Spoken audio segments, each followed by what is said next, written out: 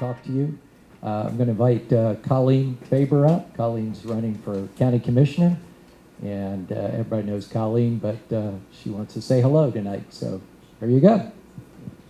All right, thanks, Ed. Yeah, I probably know almost everybody here. So I was appointed in February for to replace Mark Christensen on our commissioner board. So I'm a current commissioner, kind of fast and furious, trying to figure out how to learn, jump in and do budget, and my eyes have been opened very widely on a lot of things, which a lot of heat, but I'm okay. I think everybody probably understands that I'm not going to back down on the right things to stand for.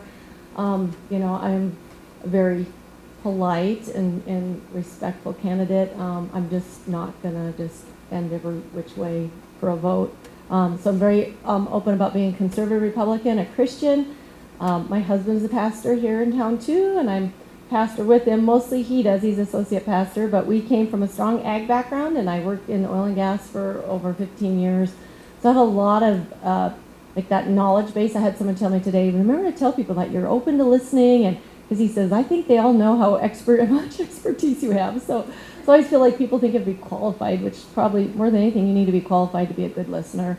And so I am just loving running being a candidate, different than being actually on the job, is a lot of work, but it's been good. You meet a lot of people.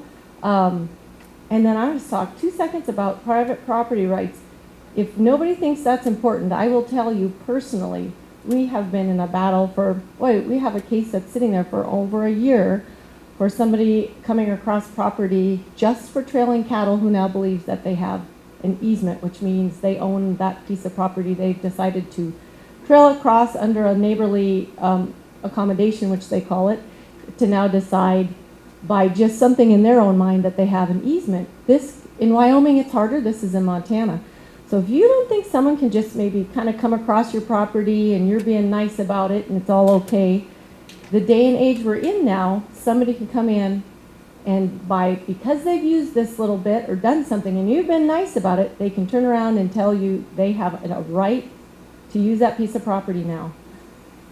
Shocking as it is, nobody believes when I go through the whole thing. They're like, no, that can never happen. It can happen in this day and age. The courts are getting more lenient and more lenient. And unfortunately, we kind of had a heads up because 2 other neighbors had it happen.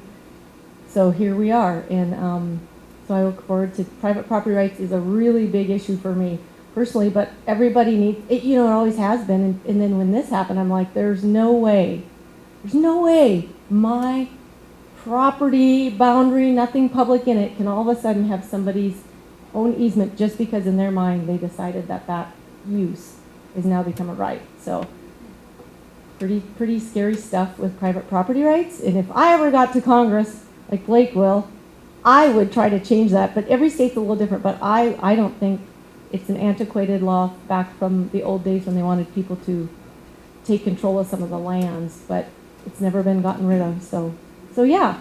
So thank you all, and I look forward to learning a lot more even, and so Barbie can help us out.